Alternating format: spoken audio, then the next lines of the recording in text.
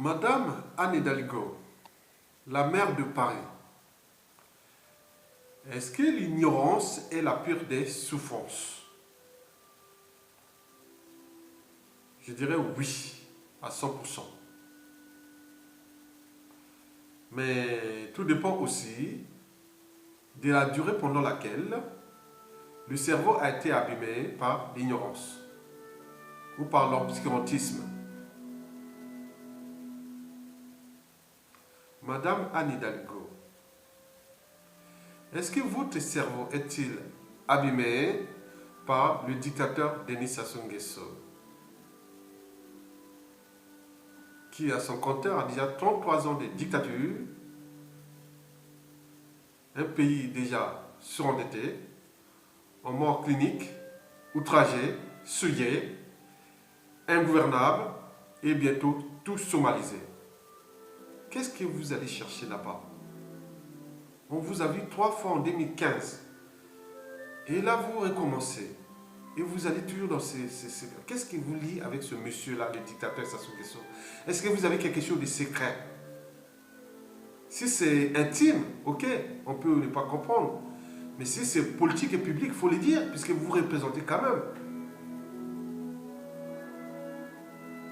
une communauté. C'est la communauté parisienne. Les Parisiens aussi doivent savoir pourquoi elle va tout le temps là-bas dans ce pays qui est aujourd'hui humilié partout dans le monde. Madame Anne Hidalgo, si votre cerveau n'est pas abîmé par le dictateur Denis Sassou Nguesso, sinon, pourquoi vous vous acharnez contre le peuple congolais? Et surtout, contre les Brazzavillois. Vous savez que Brazzaville est la capitale la plus sale existante au monde. La ville poubelle et pathogène. L'eau déjà insalubre est empoisonnée par les excréments du clan, du dictateur. On est au cœur des affaires criminelles. Si on était dans ce cadre-là, ce qu'ils font là de cette eau. Des études d'analyse devaient être faites, mais là on ne fait rien. Bon, l'eau déjà, nous ne sommes pas dans le désert, nous sommes dans le bassin du Congo, l'Amazonie de l'Afrique. Mais comment cela se fait-il que les gens qui vivent tout autour de l'eau puissent manquer de l'eau? L'eau coûte plus cher que les débits de boissons, d'alcool. Il y a un problème. Vous savez que dans toute organisation, qu'il soit État, entreprise ou association, quand il y a un dysfonctionnement, c'est celui qui a la tête qui en est responsable. Les poissons pourrissent toujours par la tête. Donc, le responsable, c'est d'abord le président de la République, et aussi ce qui se passe dans Brazzaville. C'est le maire de la ville. On peut les critiquer parce qu'il est la chair du destin commun, du cadre de vie commun. Imaginez qu'il y a des gens qui vont à Brazzaville, quittent l'Occident ici. Ceux qui ne prennent pas des précautions, beaucoup deviennent malades.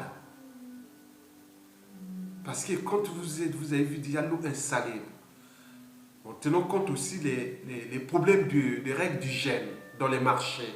Qu'est-ce qu'on mange à Brazzaville? Comment avoir une santé dans tel marché? Vous êtes allé peut-être visiter les marchés dans Brazzaville. Je ne pense pas qu'ici, en France, ce que vous avez vu dans tous les marchés, ou peut-être pas, où on voyait vos agents aller voir, on ne pourra nullement pas voir ici à Paris, en France, même en Europe. Ça ne passera même pas 2 ou 3 jours. Tout le marché sera fermé. Mais ça se passe là-bas dans le tiers-monde. Est-ce qu'ils ont notre prédisposition physique pour résister aux agents pathogènes qui sont biologiques? Mais non, on est tous humains. Voilà, même s'il y a des résistances, mais on est tous humains. C'est pourquoi les morgues de Brazzaville sont pleins de cadavres de tout âge. Et le dictateur et son maire préfèrent parler de la sacro-sainte paix, la paix éternelle. Oui, comment avoir une santé dans un tel environnement pathogène? Madame Anne Hidalgo, vous savez que le maire de Brazzaville est devenu peut-être votre dada. Parce que vous les fréquentez souvent, vous l'invitez souvent. On l'a vu aussi à Paris ces derniers temps. Bon, ce maire a un cerveau, c'est ce que posent les Congolais, déjà au niveau de la diaspora et aussi au niveau intérieur. Parce que quand il arrive des problèmes de boulement, d'érosion, d'inondation, à chaque petite pluie, pouf, Brazzaville c'est foutu. On dit, est-ce que la ville de Brazzaville c'est comme un bateau et ce bateau-là a un capitaine? Non. Est-ce que ce bateau, Brazzaville c'est comme un avion, est-ce que cet avion a un commandant de bord? Non. Attendez. Brazzaville aujourd'hui est devenu comme un ordinateur sans programme. Ou même, je pourrais même dire, une ampoule sans électricité. C'est désastreux et vous allez vous afficher là-bas chaque fois avec eux. Bien sûr que ce maire-là a été nommé. Oui, il a été nommé par les clans parce qu'il fait partie des clans. Parce que là-bas, on fait du népotisme. C'est entre eux. Il me semble qu'au sein du clan, on cultive la culture de la médiocrité. L'intelligence est suspecte. Donc, tout ce qui est incompétent, médiocre, ça marche. Et en même temps, ils sont à la charge du destin commun. Regardez cette ville-là, Brazzaville, les archives. Tout s'est dégradé depuis que Sassou Nguesso est président. Sassou Nguesso 1 jusqu'à Sassou Nguesso 3 aujourd'hui. Et vous continuez à les maintenir, soi-disant pour les intérêts. Je suis sûr que les intérêts de vous-même que vous utilisez la France comme compagnie d'assurance, même votre commune comme compagnie d'assurance pour entretenir ces monstres, ces incapables, ces mauvais, ces êtres stupides, trop stupides pour être utiles à l'intérêt d'une communauté qui s'appelle la ville de Brazzaville ou même d'un État. Bien sûr qu'on doit râler face à des gens qui sont en charge du destin commun, même de fait ou autoproclamé. C'est un ras-le-bol. Oui, élu ou pas, on doit avoir quand même le minimum de sens de l'intérêt général à l'échelle d'une collectivité. Je pose ici les problématiques de la condition humaine ou urbaine des Brazzavillois. Je vous dis que l'accès à l'eau potable est déjà difficile et l'eau là est déjà insalubre et plus empoisonnée. Vous avez l'accès à l'énergie, que dalle, alors qu'on pouvait créer des usines d'incinération et créer les cogénérations énergétiques à l'échelle d'une commune. Collecter, traiter les déchets, on pourrait mettre les systèmes de cogénération énergétique, produire l'électricité à l'échelle de la ville de Brazzaville déjà. Attendez, qu'est-ce qui manque? Donc, ce manque-là, c'est le cerveau. Oui, le cas de Davy, regardez, la belle ville, c'est là où le colon a laissé. Tout le reste autour, c'est catastrophique. C'est tiers-mondiste. Et en plus, avec ce monsieur, voilà. La mobilité. Qu'est-ce qu'il fait? La ville n'est même pas repensée. Il n'y a même pas un plan général de la structuration et d'organisation de la ville. Du bétonnage à la végétalisation. Et de la végétalisation au cadre de vie. L'accès aux espaces verts, hein, les espaces verts, et tout au long des Madouko, on aurait pu créer des zones de promenade et autres, et créer des activités, tout. Il y a tout là pour cette ville-là. S'il y a au moins des gens qui ont des plans directeurs, des schémas directeurs, autres, mais attends, c'est une ville qui peut être vraiment... En plus, il y a le fleuve Congo en face, le deuxième fleuve le plus puissant du monde. Mais c'est un cas de vie demain. On va les rajouter services, administration, université, centre de recherche, développement et autres. Mais c'est énorme. Mais ils n'ont pas eu les capacités de penser ça. Et pourquoi vous acharnez à aller voir ce monsieur-là? Mesdames, messieurs, madame la maire de Paris, vous savez que le Moyen-Âge que vit le Congo aujourd'hui, le Congo au Moyen-Âge, au XXIe siècle, est similaire au Moyen-Âge européen qui a vécu entre le 9e et le 14e siècle, c'est-à-dire avant la découverte de l'Amérique. Il peut se caractériser aujourd'hui par, je vous ai dit qu'il y a l'absence de politique, d'une vraie politique de collecte et de traitement des déchets ménagers et assimilés, qu'on appelle les ordures ménagères, à l'échelle locale, c'est-à-dire la commune, aussi nationale. Vous savez que toute activité humaine génère son lot de déchets. Ces déchets sont visibles partout, sur différentes échelles, individuelles, locales, voilà. Bon, vous savez aussi que le Moyen-Âge, qu'on voit au Congo, Brazzaville, sur l'échelle de la ville de Brazzaville, quand même, c'est la porte d'entrée. Quand les gens arrivent de l'étranger, c'est là l'image d'un pays, c'est là la réputation d'un pays, la santé d'un pays, la valeur d'un pays aussi, on voit par sa capitale. Vous arrivez à Brazzaville, le Moyen-Âge là est caractérisé par une paresse intellectuelle. Bien sûr que les dictateurs détestent l'éducation, le savoir. Parce que plus les gens sont dans l'ignorance, plus lui reste là. Parce que les gens vont s'adonner à des occupations médiocres. Il me semble que tout est organisé. La médiocrité est organisée. Regardez la paresse intellectuelle. À Brazzaville, il y a plus de débit de boissons que de lieux de réflexion ou de culture, où les jeunes peuvent aller apprendre, voir quelque chose. Ce n'est pas des investissements qui peuvent être lourds, mais c'est un problème simplement d'organisation de la cité, à l'échelle d'une commune de Brazzaville. On ne sait pas où c'est, mais on ne connaît même pas les limites de Brazzaville. Quand on a ajouté les arrondissements, on va arriver peut-être, avec cet état d'esprit, je suis sûr et certain qu'on arrivera peut-être demain au 200e arrondissement, c'est-à-dire une ville attendue sur 100 km. Attendez, c'est le bazar. Comment on nous a vendu, on a placé ces gens à la tête de ce pays. C'est révoltant. La paresse intellectuelle. Il n'y a plus de débit de boissons. L'alcool coule à flot. Et bon marché que l'eau, que la vie. Il y a un problème. Vous allez organiser les sommets de la francophonie dans cet espace. Il y a un problème. Il y a un problème d'image même des maires francophones. C'est un problème d'image. C'est pas bon. Moi, si j'étais maire de Paris, hein, je vois ces pays-là, j'envoie un adjoint au maire chargé de ces choses-là aller représenter le maire. Parce qu'il faut encourager là où les gens agitent, parce que c'est une image entre les espaces francophones et d'autres aussi. Il me semble que c'est dans les espaces francophones d'Afrique qu'il y a plus de poubelles. Est-ce qu'on cultive la mauvaise gouvernance et on encourage la mauvaise gouvernance, la mauvaise gestion et tout ce que vous connaissez? Oui, je parle aussi parmi les caractéristiques du Moyen-Âge à l'échelle de Brazzaville. N'oublions pas la sorcellerie, les rituels sataniques, les sacrifices humains. On fait des pratiques sataniques, formationniques dans la morgue de Brazzaville, tous les jours, des pratiques mystiques. Le centre hospitalier universitaire est devenu chez HTU, est plus sale que les morgues. Ah pourquoi? Qu'est-ce qui se passe là-bas? Bien sûr qu'ils viennent faire là, les dignitaires viennent faire les rituels sataniques, les sorcelleries là-bas. Ça c'est connu. Clarisse Aquala l'a bien expliqué dans ses vidéos.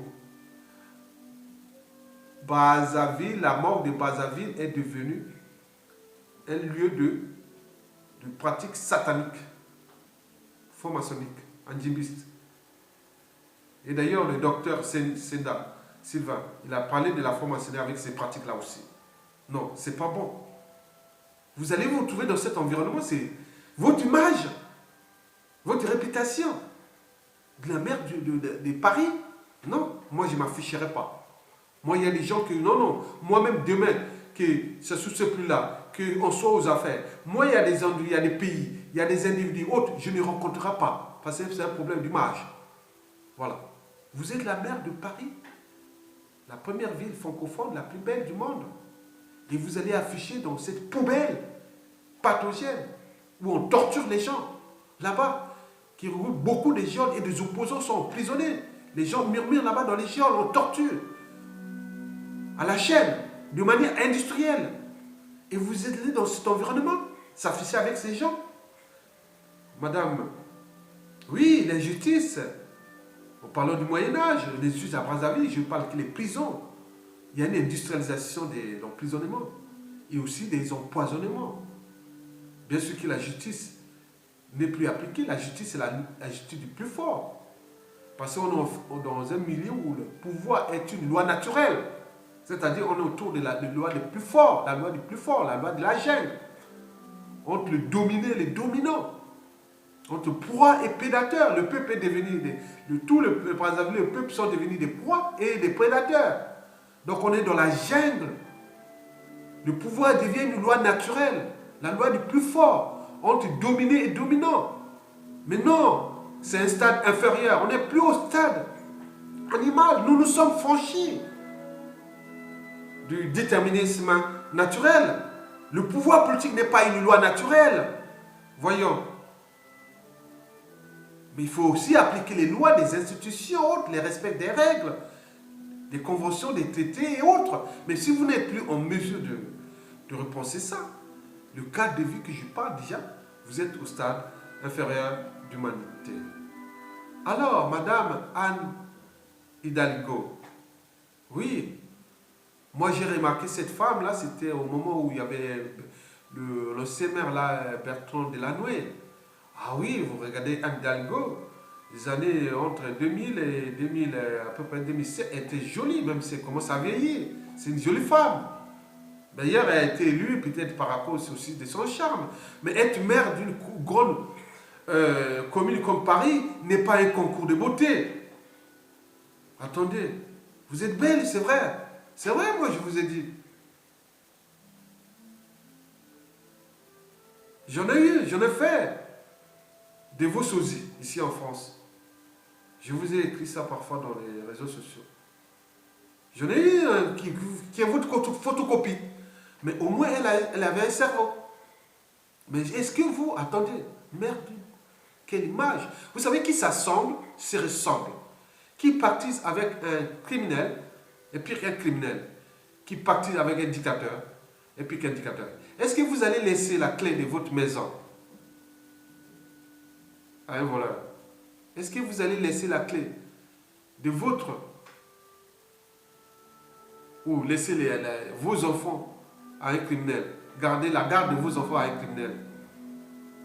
Est-ce que vous allez laisser gérer une ville avec quelqu'un qui fonctionne comme un ordinateur qui n'a pas de programme, où nos poules sans électricité? Il y a un problème, la situation est là. On est au cœur d'une image, l'image de cette organisation de la francophonie qui devient de plus en plus, on ne sait pas à quoi ça sert, parce qu'on a eu avec la francophonie, oui, qui avec ses principes, on voit que les dictateurs, la francophonie, c'est là où on regroupe le plus grand nombre de dictateurs du continent noir d'ailleurs. 80% des régimes d'Afrique qui sont des régimes dictatoriaux sont tous francophones. Et alors, maintenant là on vient parler de l'organisation des maires francophones. Qu'est-ce qu'on va faire là? Mais à quoi sert cette organisation en fait?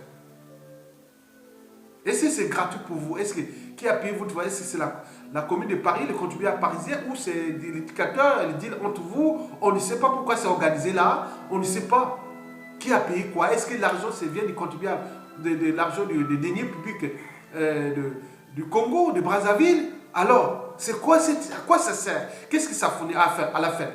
Qu'est-ce que le peuple ou les Brazzavillois bénéficient de ça? Alors qu'ils ont des problèmes d'érosion, des maisons qui s'écroulent, ils n'ont pas d'eau potable, ils vivent dans des mares, les marchés sont devenus des environnements pathogènes, et sans oublier la barbarie et la violence dans la ville. La nuit, on tue les gens, on torture les gens, voilà les bébés noirs et tout ce qui est là, c'est un milieu traumatisé par le régime et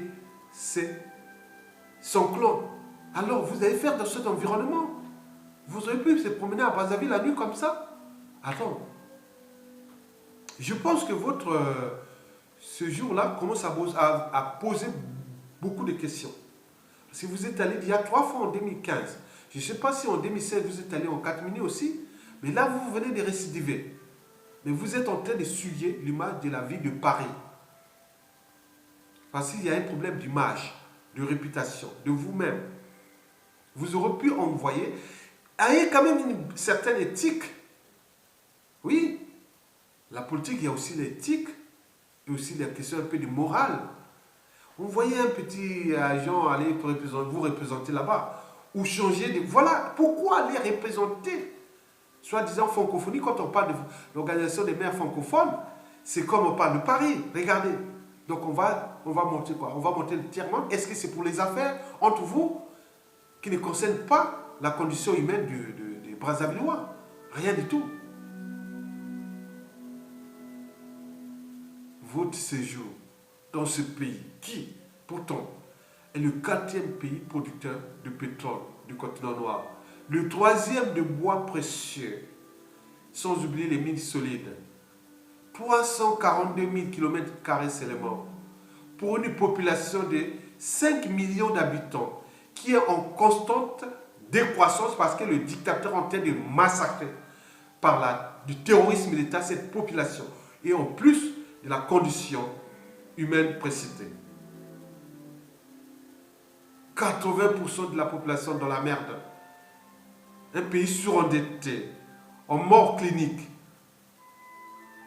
outragé, souillé, et désormais ingouvernable. Et vous venez parler de la 85e sommet ou conférence des maires francophones. Est-ce qu'il y a encore une mairie à Brazzaville? Est-ce que c'est une mairie?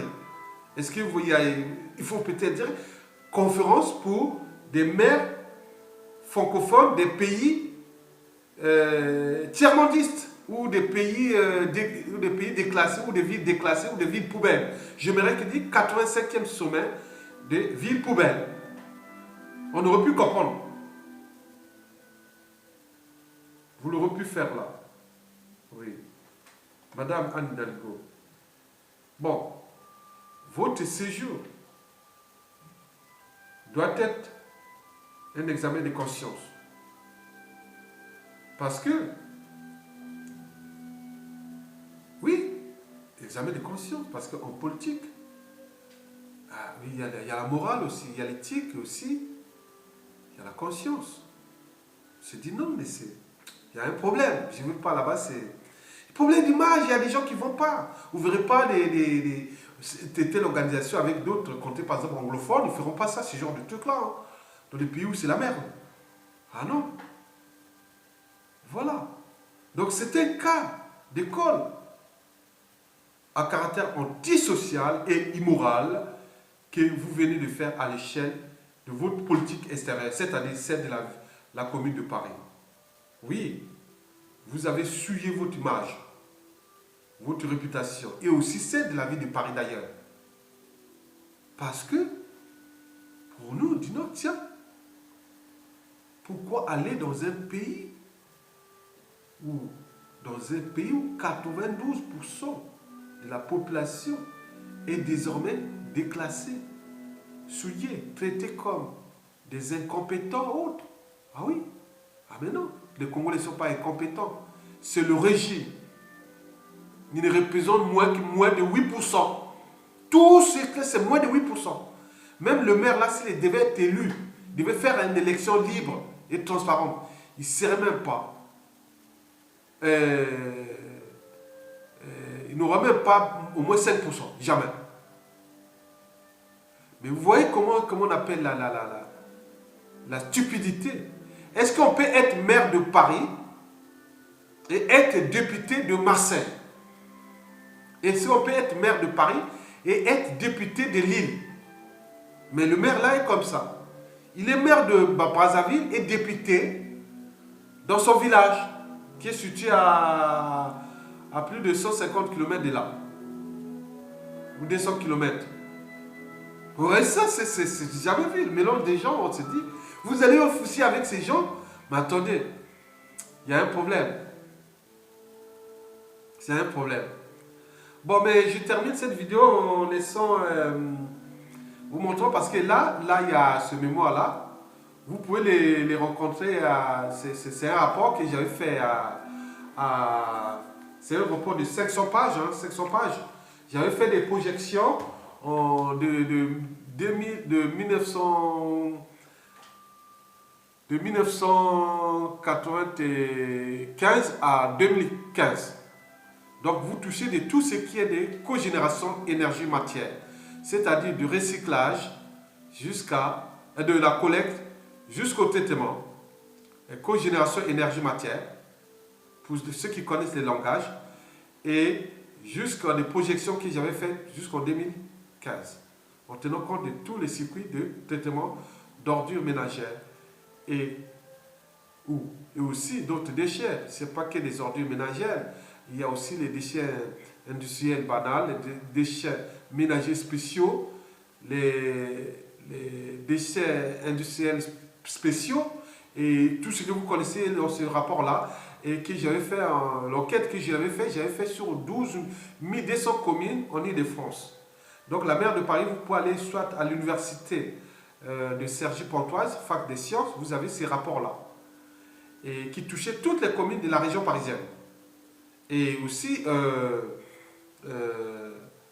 oui, de toute la région parisienne. Et les projections qu'ils avaient faites jusqu'en 2015 et aujourd'hui sont toujours d'actualité. Donc vous pouvez voir ce rapport-là qui a été fait en partenariat avec l'université Cergy-Pontoise, fac des sciences et l'ADEME, l'agence de l'environnement et de la maîtrise de l'énergie. Il me semble que nous avions reçu à l'époque un prix, parce qu'on était dans la délégation Île-de-France à Paris La Défense. Donc on avait reçu des prix, les prix des traits d'union, donc nous avons pris, vous voyez Isidore quelque part, Ayatonga, voilà. On avait fait même les cycles métro dodo, voilà. Vous pouvez voir ici Ayatonga quelque part. Ça c'est la photo, Ayatonga, il doit être quelque part. Ça c'est en 80, il est là, il doit être là. Je vois là, je suis là quelque part. Voilà, Ayatonga est là. Donc, nous, on faisait cyclo, boulot, dodo. Bon, on a fait plein de trucs comme ça. Hein. Donc, j'ai plusieurs d'autres sont là. Bon, ben, c'était dans le sens d'avancer les. Donc, nous avons fait tous les premiers assises du développement durable. On tenait compte de Triselec, parce que Triselec, Dunkerque et aussi Lille, c'était les premiers des problèmes de traitement des déchets ménagers et assimilés au niveau du recyclage. Bon, nous avons fait ça, surtout l'ADEME, la création de l'ADEME en 1991 a aidé quand même le développement de ce système-là et du traitement des déchets ménagers et assimilés en tenant compte des problématiques cogénération énergie-matière, mais aussi des problématiques pénurie des ressources naturelles et des enjeux écologiques actuels. Bon, donc, vous avez tout compris. Donc, il ne faut pas aller s'afficher avec ces gens-là. Ce n'est pas possible. Restez ici et affichez-vous avec des intelligences ici qu'on construit demain le cadre francophone avec les nouvelles intelligences responsables, éduquées et qui connaissent la part du travail bien fait et autres. Mais là, je vous dis, le Brazzaville aujourd'hui, c'est exactement comme un ordinateur sans programme. Brazzaville aujourd'hui, c'est comme, vous voyez Brazzaville, hein? La ville de Brazzaville, même dans toutes les villes du Congo, c'est des ordinateurs sans programme. Est-ce que vous pouvez avoir un ordinateur sans programme? Est-ce que vous pouvez avoir... À quoi sert une ampoule sans électricité? Donc c'est pareil. C'est ce que vit les Brazzaville. Donc il n'y a plus rien. Donc les gens là, ils s'affichent, c'est que des affichages. Ils gèrent le minimum qui peut les concerner. Voilà, pas grand-chose. Et c'est un peu de maintenir là où se trouvent un peu les missions diplomatiques et autres, et ça. Mais le reste, c'est que dalle. Il n'y a rien. C'est vite déclassé. Donc on aurait pu construire quelque chose de nouveau. Repenser la ville là, Brazzaville. Elle sera complètement repensée. Le socle sera le centre-ville de Brazzaville, le plateau, là où le colon a laissé. Tout le reste autour au dehors du centre-ville ira tout repensé. En tenant compte de la structuration de la ville, du bétonnage à la végétalisation et des espaces verts. L'aéroport de Brazzaville là, pourra même être déplacé plus à l'ouest, à 30 km de là, autour de Kindamba et autres, pour qu'on crée des espaces. L'aéroport là déjà. Donc tout est à repenser là, les arrondissements. Les Mikalou, les plateaux de Mikalou, là, de Filou, pourraient être quelque part demain végétalisés et aussi repenser des choses. Donc tout est là, construire des commerces, la mobilité, des tramways, et des espaces verts, des universités, des centres de recherche et développement, et de tout ce qui sera dans ce Congo de demain. On a les capacités de faire. On a les idées. Les technologies sont disponibles partout. On peut créer des fonds d'obligation et autres, et avec la responsabilité, quand le pays sera en main des régions responsables, on peut repenser cette ville-là avec les schémas directeurs qui vont aussi concerner non seulement la ville de Brazzaville, mais aussi Pointe-Noire et aussi tous les pays. Donc il faut reconstruire parce que c'est d'abord le cadre de vie, on vient d'abord voir un pays. C'est beau, on dit que c'est beau là-bas parce que nous avons déjà une nature superbe. Mais si on construit des villes qui sont superbement à vivre, mais pas avec la municipalisation standardisée ou mal accélérée, on construit des villes sans... Il n'y a aucun centre de service technique municipal, rien du tout que dalle. Non, c'est un désastre, ce régime-là, pour le peuple congolais. C'est un désastre. Madame Hidalgo, vous l'aurez tout compris, allez et restez dans la civilisation. Ne pas repartir au Moyen-Âge là-bas. Non. Vous pouvez les accompagner, vous aurez pu les accompagner à l'échelle de la ville de Paris d'ailleurs. Mais pourquoi vous ne les accompagnez pas à structurer déjà cette ville-là? Il y a des états-majors, des états généraux de cette ville-là qui seront faits parce que ce sera entre État et la ville. Pour voir quelle capitale voulons-nous. C'est pas... attendez. Rendez compte, vous allez à Brazzaville, vous pouvez devenir malade.